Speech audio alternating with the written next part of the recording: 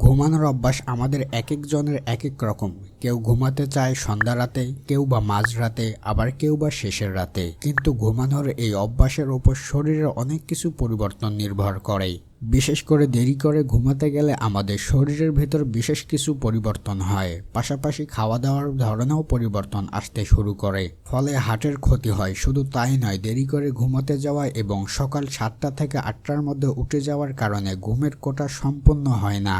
ফলে রক্তের শুষ্ক মাত্রা বেড়ে যাওয়ার আশঙ্কাও বৃদ্ধি পায়। সম্প্রতি হওয়া একটি গবেষণায় দেখা গিয়েছে, রাত 11টার পর ঘুমাতে গেলে হার্টের রোগ এবং ডায়াবেটিসে আক্রান্ত হওয়ার আশঙ্কা যেমন দ্বিগুণ হারে বৃদ্ধি পায়, তেমনি আরও কিছু রোগে আক্রান্ত হওয়ার সম্ভাবনাও বেড়ে যায়। জেনে নেওয়া যাক দেরিতে ঘুমানোর ফলে শরীরের সেই সম্ভাবনাময় রোগগুলোর সম্পর্কে।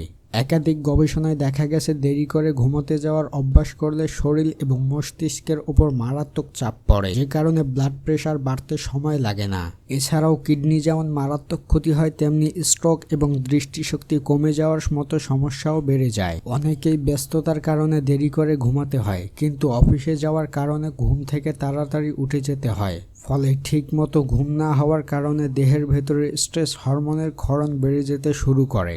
আর এমনটা হওয়ার কারণে মানসিক অবসাদ আক্রান্ত হওয়ার ভয় তো থাকেই, সেই সঙ্গে আরও হাজারখানেক রোগ বৃদ্ধি পাওয়ার আশঙ্কাও থাকে।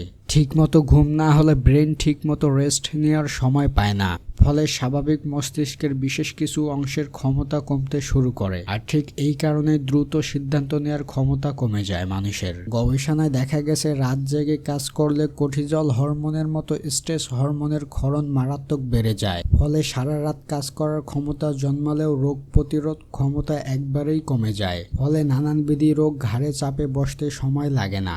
স্ট্রেস হরমোনের ক্ষতি বৃদ্ধি পেলে মানসিক চাপ বাড়তে শুরু করে, যা শরীরের পক্ষে মারাত্মক ক্ষতিকারক। দিনের পর দিন রাত জেগে থাকলে খাবার ঠিকমতো হজম হতে পারে না। ফলে একদিকে যেমন গ্যাস অবলম্বে প্রকাশ বৃদ্ধি পায়, তেমনি ওজনও বাড়তে শুরু করে। আর ওজন বাড়লে ধীরে ধীরে সুগার, প্রেসার এবং কোলেস্টেরলের মতো মরণ রোগ এসে শরীরে বাসা বাঁধে। সারাদিন যতই ঘুমান না কেন, রাতে ঘুম আসতে বাধ্য। এমন পরিস্থিতিতে মনোযোগ যেমন হ্রাস পায়, তেমনি শরীরের সচেতনতাও কমতে শুরু করে। ফলে অফিসে চোট আঘাত লাগতেও প্রবণতা বৃদ্ধি পায়। মেয়েদের শরীরে নিজম্ব ছন্দ বিগড়ে গেলে দেহের ভেতরে এমন কিছু নেতিবাচক পরিবর্তন হতে থাকে, যে তারা সরাসরি প্রভাব পড়ে মা হওয়ার ক্ষেত্রে। একাধিক গবেষণায় দেখা গেছে, যেসব মেয়েরা নাইট শিফট করেন তাদের মিসক্যারেজ এবং প্রিটার্ম ডেলিভারি হওয়ার আশঙ্কা বৃদ্ধি পায়। সেই সঙ্গে কম ওজনের বাচ্চা জন্ম নেওয়ার সম্ভাবনাও থাকে। তাই মা হওয়ার পরিকল্পনা করলে ভুলেও রাত জেগে কাজ করবেন না। রাতের বেলা মস্তিষ্কের আরাম নেওয়ার সময়, তাই এই সময় কাজ করলে ধীরে ধীরে ব্রেনের ক্ষমতা কমতে শুরু করে। সেই সঙ্গে depression, bipolar disorder, slow cognitive function, স্মৃতিশক্তি লোপ পাওয়ার সহ আরও সব সমস্যা মাথা ঝাড়া দিয়ে ওঠে।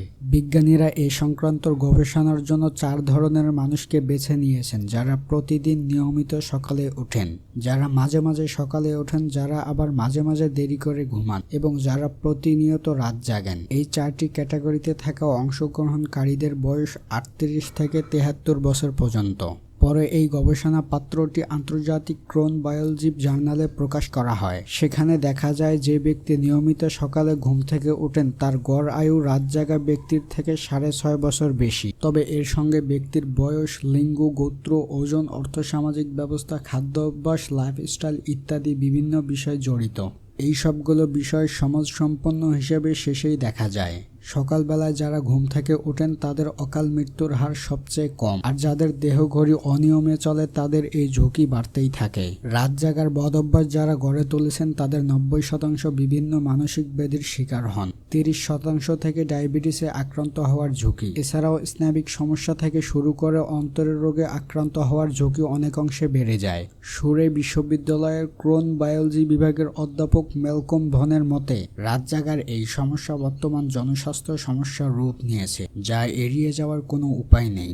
এই সমস্যা দূর করতে, অর্থাৎ সূর্যোদয়ের সূর্যাস্তের সঙ্গে দেহঘড়ির সঙ্গম ঘটাতে কি কি পদক্ষেপ নিতে হবে, এ বিষয়ে আরও গভীর গবেষণা প্রয়োজন বলে জানান তিনি। আপনারা যদি আমাদের এই চ্যানেলটিতে সাবস্ক্রাইব করে না থাকেন, তাহলে অবশ্যই অনুরোধ থাকলো সাবস্ক্রাইব করার জন্য। আর যারা সাবস্ক্রাইব করেছেন তাদেরকে অসংখ্য অসংখ্য ধন্যবাদ। এবার আসুন জেনে নেওয়া যাক 8 ঘন্টা ঘুম সুস্থতার জন্য কতটা জরুরি। তবে রাত জাগার কারণে আপনার শরীর মন পুরোপুরি ধ্বংস হয়ে যাবে এমনটাও ভাবার কোনো কারণ নেই বলে আশ্বাস করেছেন অধ্যাপক নুরসান। তিনি জানান শরীরে 40 থেকে 70% জৈব প্রক্রিয়া বা দেহঘড়ি পরিচালনা নির্ভর করে জিনের বৈশিষ্ট্যের উপর, বাকিটা তার বয়স পারস্পরিক পরিবেশের উপর নির্ভর করে।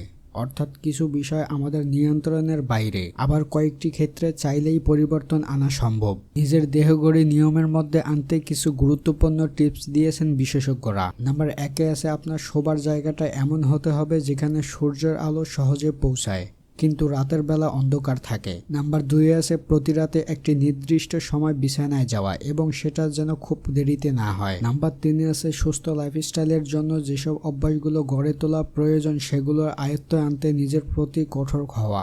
ঘুমের সময়ের সঙ্গে কোনো অবস্থাতেই আপোষ করা যাবে না। নাম্বার 4 আছে দিনের কাজ দিনের মধ্যেই শেষ করে ফেলার চেষ্টা করা। নাম্বার 5 আছে ঘুমানোর সময় মোবাইল ও ল্যাপটপ থেকে বিশেষ করে সামাজিক যোগাযোগ মাধ্যম থেকে দূরে থাকা।